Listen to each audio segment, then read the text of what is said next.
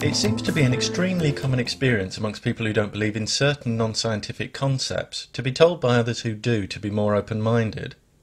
This advice is typically based on highly flawed thinking, including an inaccurate understanding of what open-mindedness is.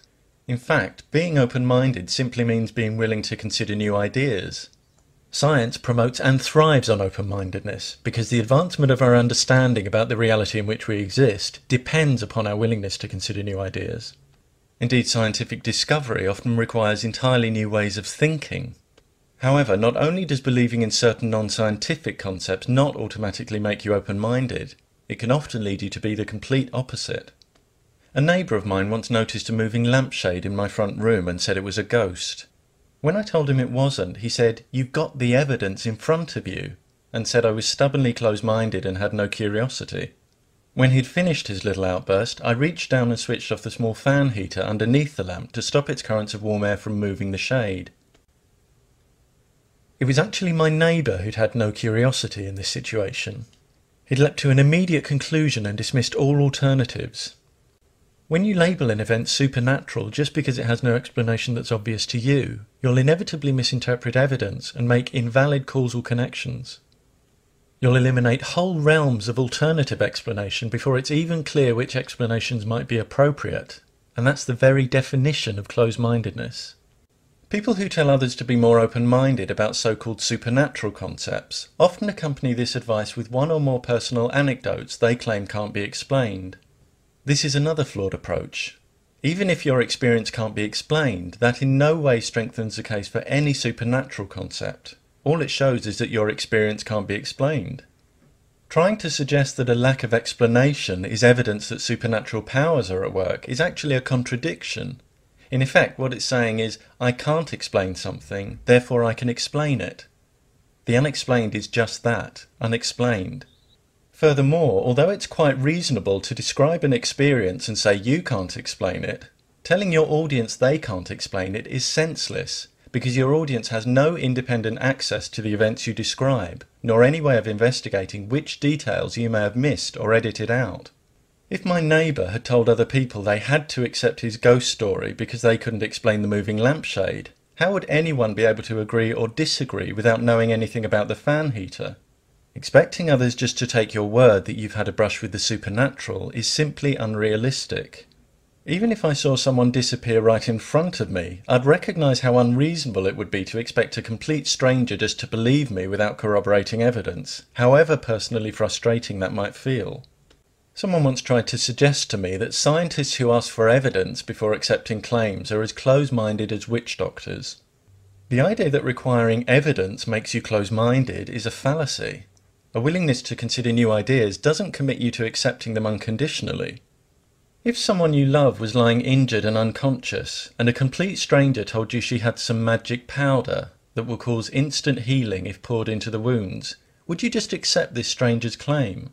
Would it be close-minded not to let her pour a substance you know nothing about into the open wounds of someone you love? We're all sceptical about some things. If Alfie isn't sceptical about the existence of ghosts, and Beth is, it may be that Beth's experience of other people's flawed evidence and logic has given her strong reasons to be sceptical. Now, if Alfie develops a valid operational definition for what ghosts are supposed to be and produces valid evidence, Beth might one day re-evaluate and accept their existence. But it's important to remember that unless Beth says something like, "Ghosts do not exist," she's made no factual claim requiring justification or indicating a closed mind. I've watched a number of people work themselves up into a froth about me having a closed mind on some paranormal issue, only to realise when they start listening carefully that I don't actually hold the views they've rashly attributed to me. For example, when I say I don't believe in something, I've not said it can't be true. All I've said is that I've not yet been presented with persuasive evidence for it. Now, if someone describes an entity to me that's logically impossible, then in those specific cases I might well say X cannot be true, and I'll back up my statement. But it's a classic debating trick to exaggerate and therefore misrepresent another person's position. And when you treat someone's statement of non-belief as an assertion that something cannot be true, this is exactly what you're doing. If you have difficulty accepting that other people don't share your beliefs, then that's unfortunate for you, because there's a lot of difference out there. But if knowing that someone's beliefs differ from yours causes you to lose a sense of perspective when talking to them, so that as soon as you hear certain trigger words, you start grafting inaccurately assumed attitudes onto them, you're no longer communicating. You're merely rehearsing your own prejudices, and that's truly close-minded. In the course of my life, I've been told to be more open-minded by people who believe in a God but not reincarnation, and people who believe in reincarnation but not gods. Both groups seem quite happy for others to express skepticism when they do, but not when they don't. For these people, open-mindedness seems to mean agreeing with me. Then there are others whose idea of open-mindedness is accepting the unreliable testimony of any random person with a spooky story. These people are often also fiercely skeptical of science. Certain comments can quickly reveal their poor understanding of what it is. And this results in two supreme ironies. One is that they're guilty of exactly the same skeptical attitude they criticise in other people. The other is that what they're reserving their skepticism for is a domain that emphasises skepticism.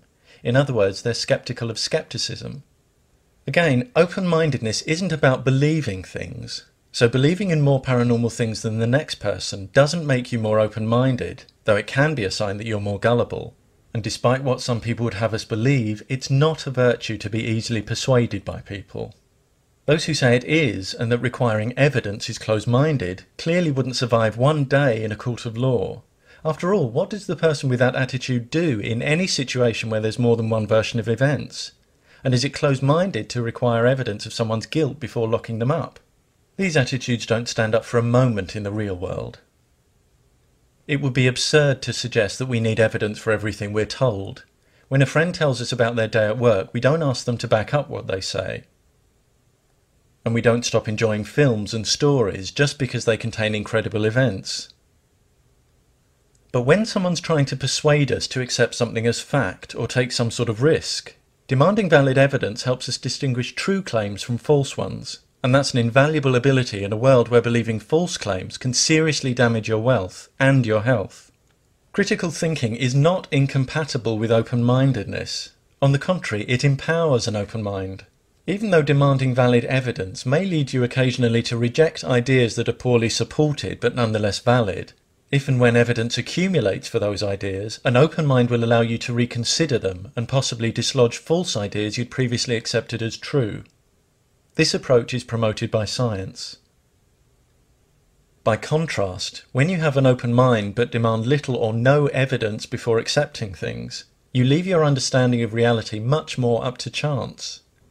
Even worse, if you've accepted false ideas uncritically and close your mind to anything that contradicts them, you won't recognise true ideas even when the evidence is overwhelming, and you'll sabotage your own capacity for learning.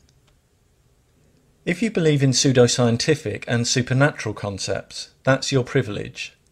If you want to put forward your personal reasons for believing in them, understanding that whoever's listening may have questions or find flaws in your arguments, that's fine. But if you're in the habit of targeting individuals you've never met and suggesting they're in some way deficient just because they don't believe in these concepts, if you reject conflicting evidence and counter-arguments without consideration, but demand that others accept your arguments and what you regard as evidence uncritically, not only is that closed-minded, it's controlling, arrogant, and presumptuous in the extreme. More importantly, when you're trying to make it seem unreasonable for someone to want evidence before changing a significant attitude or take a significant risk, the mere fact that your claim requires a suspension of critical thinking should indicate it's not the other person that needs to demand less evidence, but you that needs to demand more. Before presuming to advise others to be open-minded, think about some of the widely accepted ideas you dismiss without consideration. You might need the advice you're dispensing far more than other people. Remember too that an open mind that demands little or no evidence for ideas before accepting them will let in an awful lot of rubbish.